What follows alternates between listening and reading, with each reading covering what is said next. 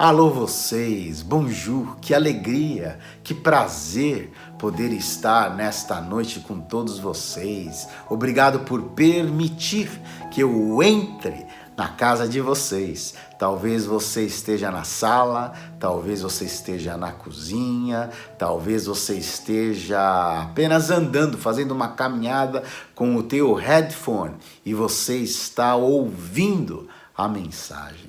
Saiba que, em primeiro lugar, eu tenho a cada um de vocês no meu coração. Eu oro por vocês, eu clamo a Deus por vocês com muita gratidão. Incessantemente, Deus sabe de quantas lembranças e memórias e carinho que eu tenho. Tá bom? Deus abençoe a cada um de vocês e obrigado pela parceria, pelo projeto que vocês nos apoiam em orações, com ajuda financeira também. Nada nos tem faltado e vocês fazem parte do nosso ministério, da nossa vida. Olha só, eu gostaria de ler com vocês nesta noite o texto que está em Lucas, capítulo 5. Se você tem a tua Bíblia, você abra no texto de Lucas capítulo 5. Se você tem o teu telefone, então busque no Google. Ou se você tem um iPad, você apenas aí dá com o teu dedinho uma mexidinha dessa natureza ou assim e você encontra. Olha que maravilha, em inglês ou em português. Você vai acompanhar comigo o texto que diz assim: aconteceu que ao apertá-lo, a multidão, olha só que coisa maravilhosa, a multidão, as multidões vinham diante de Jesus, ele atraía a todos os indivíduos. Por quê? Porque ninguém jamais havia falado como Jesus, porque ninguém jamais experimentara tal autoridade quando ele se expressava-se de tal forma que sabiam que ele não era como um fariseu, como um escriba, como um religioso cheio de hipocrisia. Não, nada disso. Ele era Deus encarnado. Ele era Deus que se tabernaculou no meio daquela gente na Palestina do século I. Que coisa maravilhosa. Ele traía as multidões, mas também atraía a inveja, inegavelmente, daqueles que não tinham popularidade, que faziam marketing e não conseguiam ter popularidade. E Jesus, na sua simplicidade, atraía a prostitutas, a pecadores, a leprosos, a todos aqueles que necessitavam receber cura, e recebiam, porque ele estava lá para salvar e guardar e curar a todo aquele que estava sendo oprimido pelo diabo, pelo engano, pela mentira. Por isso que a multidão estava apertando a Jesus para ouvir a palavra de Deus. Estava ele junto ao lago de Genezaré, que é o mar da Galileia, de basicamente 21 quilômetros de comprimento e 13 de largura. Facilmente você pode atravessá-lo. Bom, pois bem, diz no versículo 2, e viu 2 barcos junto à praia do lago, mas os pescadores, havendo desembarcado, lavavam as redes. Ora, o turno já havia acabado, eles já tinham terminado o trabalho daquela jornada, e diz no versículo 3, entrando em um dos barcos. Eu gosto disso. Ele não pede permissão. Ele entra. Esta santa intromissão, este desejo de entrar arrombadamente delicado. Ele vem de mansinho, mas ao mesmo tempo, paradoxalmente, mete os 2 pés no peito daquele que era Saulo e se torna em Paulo. São coisas que só a graça de Deus pode nos explicar. Ele entra, não pede permissão e vai, entrando em um dos barcos que era o de Simão, justamente de Simão de Pedro, que depois a gente vem a conhecer tal personalidade, a figuraça que era este sujeito. Pediu-lhe que o afastasse. Entra, ainda pede, afaste um pouco da praia porque eu vou começar a falar. E assentando-se ensinava do barco às multidões.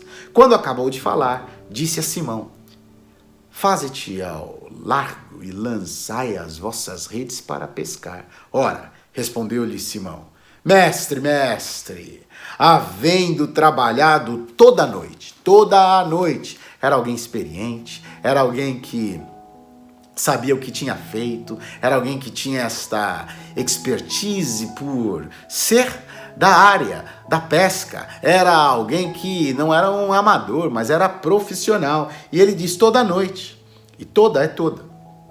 No aramaico, no grego, no português, no espanhol, no inglês, é assim, simples assim. Você não precisa pegar nenhum comentário bíblico, você não precisa fazer um curso de exegese para poder entender. Não, toda é toda. À noite e nada apanhamos, e nada é nada, nothing, nada apanhamos, niente. Mas sobre a tua palavra lançarei as redes. Que coisa maravilhosa. Eu gosto desta adversativa. Eu gosto desta vírgula e deste mas. Ora, Jesus está soprando a sua palavra nesta noite para ti, para mim. Há uma adversativa contra apesar de tudo, apesar de, a despeito de. Não apanhamos nada, o mar não está para peixe, a noite está absolutamente escura, eu não estou enxergando o que há a um palmo do meu nariz. No entanto, todavia, conquanto, ainda que, vírgula, mas sobre a tua palavra lançarei as redes, isto fazendo. Ora, se existe uma proposta de Jesus, eu e você temos que dar uma resposta. Se ele está batendo a porta e eu ouço, inegavelmente, eu não posso somente ouvir, mas eu tenho que abrir a porta para experimentar e provar aquilo que seria, que será e que é inimaginável, incalculável, indizível, e algo tão pessoal, e algo tão profundo, tão meu, tão singular, que só você pode experimentar. Só eu posso experimentar quando eu lanço as redes. Se eu não lançar, se eu não ouvir a sua voz, se eu não obedecer, se eu não colocar os meus pés nesta trilha, que não é muito percorrida não, são poucos. Como Scott Peck disse, esta é uma trilha que poucos a percorrem. Ora, mas se a cadeira está sendo puxada por Jesus, eu quero me assentar.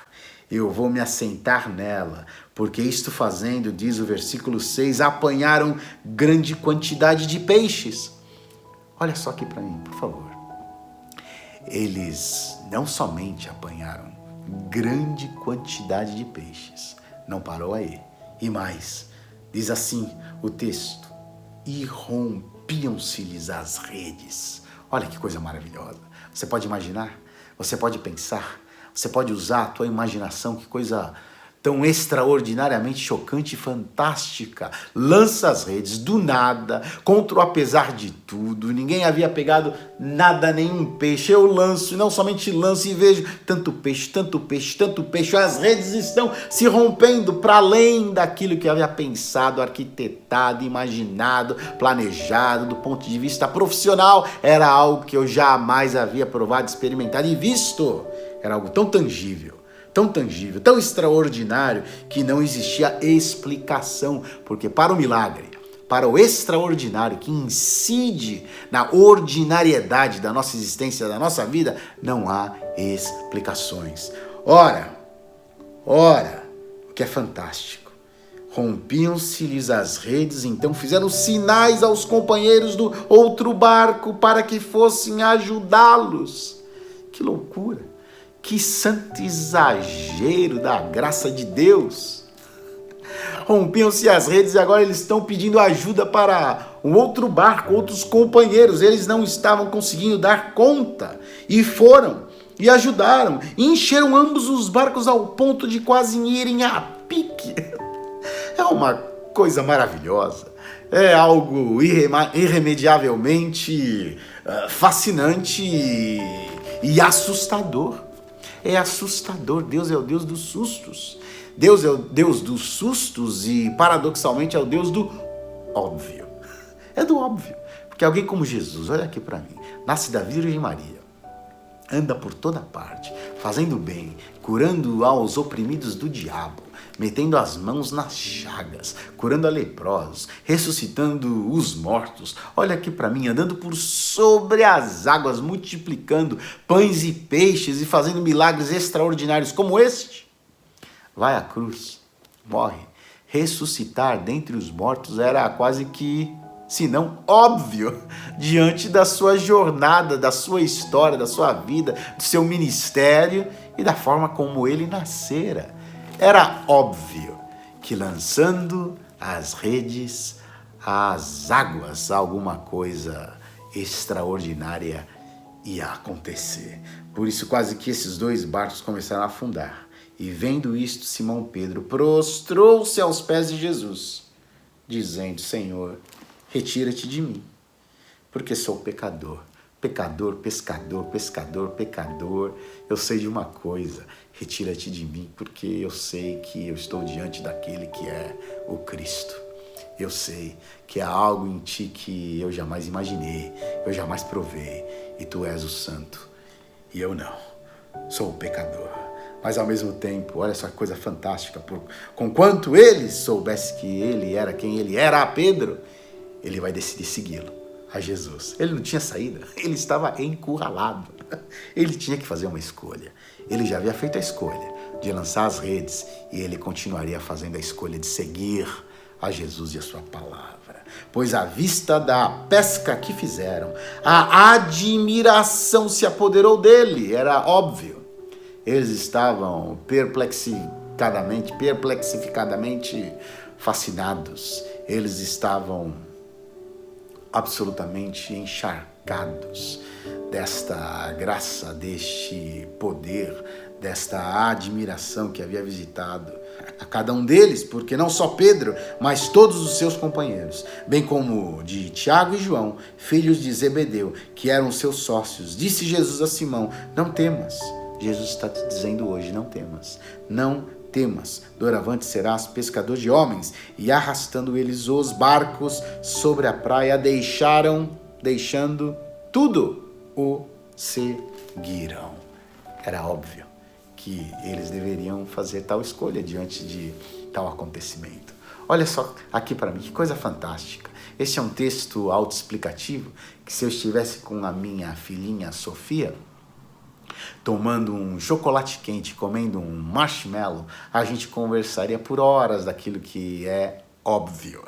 Porque Deus é simples e você complica a ação de Deus. Eu complico. Ora, não existe nenhum segredo, nenhum mistério, nenhum gnosticismo que nos eleve, cheguemos a este mistério chamado Deus. Não, tudo é simples. Eu olho para Jesus e eu entendo como o homem deve ser, porque eu sei como ele é, e basta segui-lo diante da absolutamente explicitude e clareza da sua palavra e da sua mensagem, que é ele próprio, a sua vida. Pois bem, dito isto, nós temos a figura de Pedro, que era este indivíduo pescador. Ele era da região de Cafarnaum. Nós sabemos que ele era casado e a sua sogra, por exemplo, estava acamada com febre, enferma, e Jesus fora curá-la. Por isso que nós sabemos que ele era alguém casado. Ele tinha também um irmão chamado André. Aliás, André também se tornou discípulo de Jesus e apóstolo. E ele, Pedro, era sócio, diz o texto, de Tiago e também de João, filhos de Zebedeu, de modo que eles tinham esta empresa de pesca. Ora, talvez você esteja me ouvindo e dizendo: Fábio, eu tenho também alguém enfermo na minha casa. Talvez você esteja me dizendo: eu tenho irmãos, eu tenho irmãs. Talvez você esteja me dizendo: eu também tenho passado por uma situação absolutamente complicada do ponto de vista econômico e o mar não está para peixe. Eu preciso que de fato Jesus venha e haja esta interferência santa, miraculosa, extraordinária que nós acabamos de ouvir e ler. Saiba disso, em nome de Jesus, Ele pode. Eu sei que Ele pode, porque Ele está onde você está neste momento e você pode abraçá-lo, você pode receber esta palavra de todo o teu coração, experimentar e provar a cura, a libertação, a serenidade, o apaziguamento no teu ser, porque Ele é real. Pois bem, dito isto, o que eu acho fascinante na história de Pedro, não somente do ponto de vista histórico, do background, que eu acabo de descrever de uma forma absolutamente sintética e simples, é observar a personalidade de Pedro. Ora, você que o conhece ou você que leu já os evangelhos, as narrativas, você sabe que Pedro é esse sujeito pendular do ponto de vista das emoções. Ele vai de A a Z, ele vai da coragem, da fé à espada, ao ponto que, se for necessário, e assim foi, porque assim ele interpretou, cortou a orelha do Malco, o servo do sumo sacerdote, naquele momento que os soldados vieram prender a Jesus. E Pedro era assim. Pedro dizia, tu és o Cristo, o Filho de Deus, e subitamente ele diria, não, não vá à cruz, e Jesus responderia, arreda-te daqui, Satanás, conquanto Jesus havia dito, não fora nem carne nem sangue que trouxera tal revelação, mas foi o meu Pai que está nos céus, foi quem de fato te revelou que não é realmente uma figura humana apenas que está diante de ti, mas eu sou Deus, homem, Deus, Deus encarnado, Deus que se fez gente, se vestiu de pele e sangue. Ora, Pedro também ele é capaz de se lançar às águas e caminhar e andar. Tu és Jesus, sim, e vai andando e andando, porque ele ouve Jesus dizendo, vem, e ele segue, e ele continua dando respostas positivas para seguir a Jesus e experimentar aquilo que é absolutamente extraordinário e sobrenatural. No entanto, ao perceber o contexto, ele começa a afundar, ele começa a ver que era uma loucura do ponto de vista humano aquilo que ele estava fazendo. Ele é esse sujeito pendular. Ele é este sujeito que está cheio de euforia, mas subitamente ele experimenta a depressão, a tristeza, a falta de fé. Ele é esse sujeito que é capaz de uma coragem extraordinária. Eu morro contigo na cruz, mas sem explicar. Ele sente a necessidade, o desejo incontrolável de colocar a cabeça debaixo da terra, dentro da terra, para poder ser como se for uma espécie de avestruz e negar a Jesus, não somente uma vez, mas duas, mais três, e como diz o texto, até mesmo utilizar de um palavrear vulgar e dizer que de fato não conhecia aquele que era Jesus. Olha só para mim, eu tenho feito um preâmbulo, eu estou tentando ser o mais rápido possível, falando essa história e montando este quadro para poder chegar com você a algumas conclusões, algumas de muitas que vêm à minha mente. Em primeiro lugar, aquilo que eu te disse, que você possa guardar. Deus é um Deus dos sustos, mas também é um Deus do óbvio. Portanto, eu quero abraçar a sua palavra, eu quero aceitar o seu convite e colocar os meus pés para caminhar e segui-lo e deixar tudo. Você se lembra de Pilatos e a sua esposa e aquela multidão enfurecidamente raivosa dizendo, mata-o, nós queremos que soltem a Barrabás, soltem a Barrabás, Pilatos, solte a Barrabás. E os religiosos incitando as multidões, os religiosos demonicamente raivosos também, e Pilatos não sabia o que fazer. Pilatos, coitado de Pilatos, ele não sabia o que fazer. Você lê o texto e ele tentando tirar Jesus daquele complô, daquela situação absurda, não tinha motivo e razão para matar a Jesus, para decretar uma penalidade tal e qual de morte. Não! Death penalty. Não tinha sentido. E por isso que ele lava as mãos. Aliás, a sua esposa, uma noite antes, você se lembra, ela teve um sonho e manda uma mensagem a Pilatos. Para com isso, não mexa com esse justo.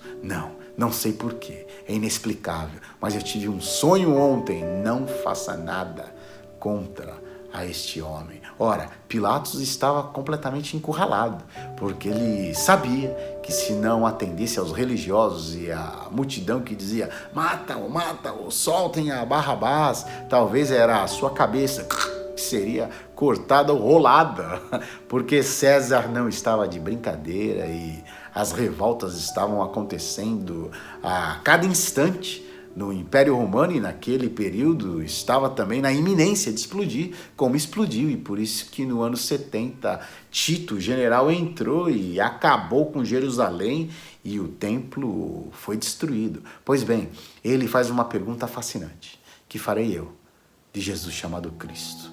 Pilatos, ele olha para a verdade, ele não sabe o que fazer e tem que fazer uma escolha. Que farei eu de Jesus chamado Cristo? Esta é a pergunta que ecoa por séculos e séculos e séculos, enquanto eu ouço Jesus, enquanto cada ser humano está ouvindo Jesus de uma maneira explícita ou não. Lança as tuas redes, lança sobre as águas, enquanto a gente ouve a voz de Jesus: eu sou o caminho, a verdade, a vida. Ninguém vem ao Pai, ninguém experimenta o reino de Deus, ninguém prova o amor, a alegria, a paz, a verdade, a simplicidade, a longanimidade, a mansidão, o domínio próprio, se não vir até a mim. Nós estamos toda hora ouvindo as palavras de Jesus: que farei eu? Ora, um outro texto que me vem à mente, e depois nós voltaremos a Pedro para concluir a nossa mensagem hoje, é o texto da cruz. Você se lembra aquele bandido malfeitor dizendo: Jesus, salva-te a ti mesmo, salva-nos, salva-te a ti e a nós. Ora, o outro que estava ali do lado, ele não tinha estudado aos pés de Gamaliel, ele não era um fariseu, ele não conhecia a Torá, ele não tinha feito nenhum curso de catequese, ele não seria batizado por aspersão ou imersão, não, nada disso. Mas ele disse: nem mesmo temes a Deus, estando sob igual sentença, nem mesmo temes a Deus. Ele não tinha feito um master em divindade. Eu acabei de começar um master de divindade, já estou lendo, li centenas e centenas de páginas. Aquele sujeito nunca tinha lido nada daquilo que eu li nessas 2 últimas semanas, mas ele declara a síntese que eu e você, com páginas ou sem páginas, com Gamaliel ou sem Gamaliel, com aspersão, imersão, com batismo ou não, temos que nós declarar: nem mesmo temes a Deus, estando sob igual sentença. Que coisa maravilhosa. Pedro faz uma escolha. Ele lança as redes sobre as águas, e a gente sabe daquilo que acontece porque acabamos de ler. Ora, eu quero te dizer que talvez você hoje seja um Pedro. No passado eu fui muito Pedro. Eu tinha essas emoções pendulares, de A a Z, da alegria, da coragem, a espada. Às vezes eu ainda sou Pedro. Eu sei que certamente, indubitavelmente, eu serei Pedro. Algumas vezes eu espero que não. Mas é inegável a nossa natureza humana, que nós de fato experimentamos aquilo que nos assusta. Ora, talvez você esteja com um pavio curto, talvez você esteja se sentindo assim. A alegria que existia antes, você perdeu, a coragem que você existia antes, hoje já não existe. A fé que te motivava a vencer, a caminhar, a andar por sobre as águas, hoje você olha ao redor, o teu contexto, e você se assusta. Olha aqui para mim, por exemplo, nós antes de entrarmos no lockdown, alguns meses atrás, nós estávamos na iminência de fechar algumas parcerias com igrejas, algumas atividades estavam explodindo. E subitamente a pandemia veio e ficamos encurralados num lockdown, 3 meses. A Júlia caiu, se machucou, a Sofia também, a Jo teve uma luxação no ombro, tive que levá-la para fazer um raio-x no hospital no meio da pandemia, uma coisa doida, uma loucura, e uma tristeza me acometeu. Eu que estava cheio de fé, cheio de energia, eu me vi assim, pendular de emoções. Ora, isso pode acontecer, inevitável, que pode acontecer algo desta natureza, porque uma vez que eu acredite nele e confie nele e receba a sua palavra e comece a caminhar, isto não significa jamais, nunca, é um absurdo, é uma falácia, é uma mentira, eu acreditar que eu serei catapultado para um mundo paralelo, para um universo paralelo, para uma redoma que me protege e eu me tornarei um ser absolutamente inatingível e a imprevisibilidade da vida nunca virá.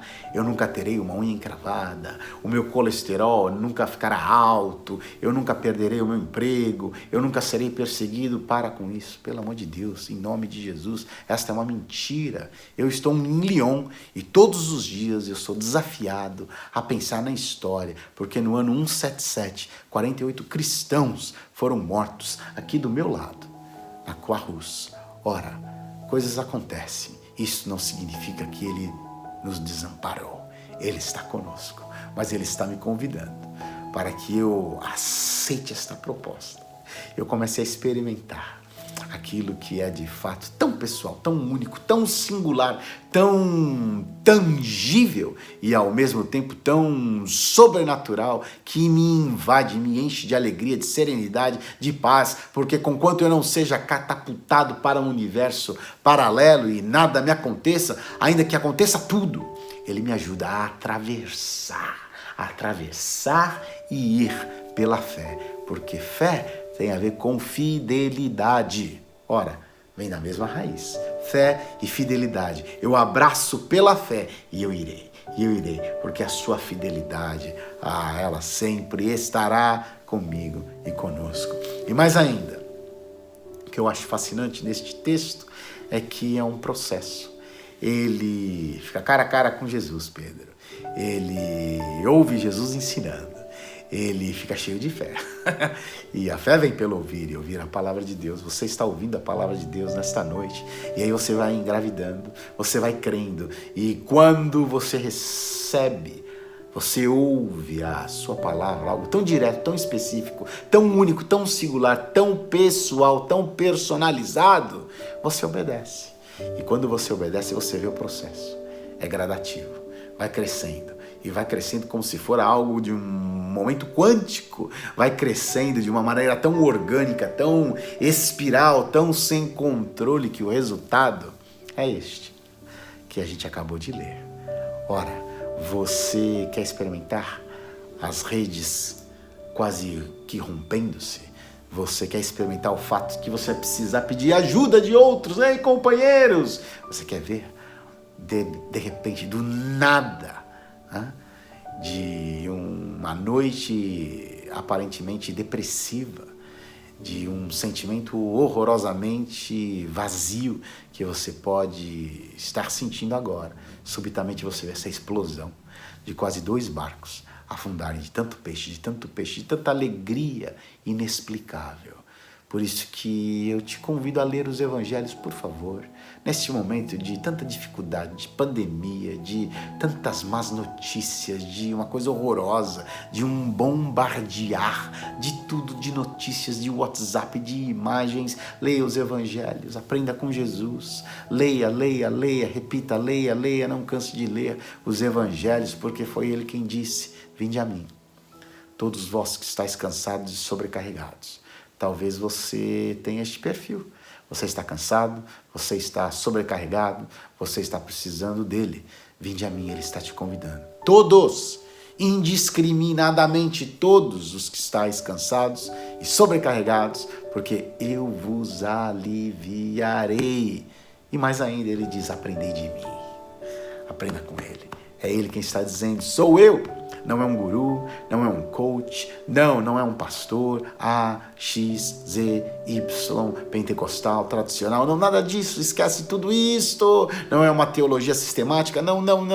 Aprendei de mim, olhe para mim, como eu abraço, como eu converso com as mulheres, como eu respondo à vida, como eu olho a natureza, como eu vejo o pobre, o marginalizado, quando eu vejo o hipócrita religioso, um charlatão, eu respondo assim: aprendei de mim, não seja um pavio curto, não esteja absolutamente desesperado, aprendei de mim, porque eu sou manso e humilde de coração, e achareis descanso para as vossas almas, porque eu sou o teu pastor, eu te guio, eu te conduzo.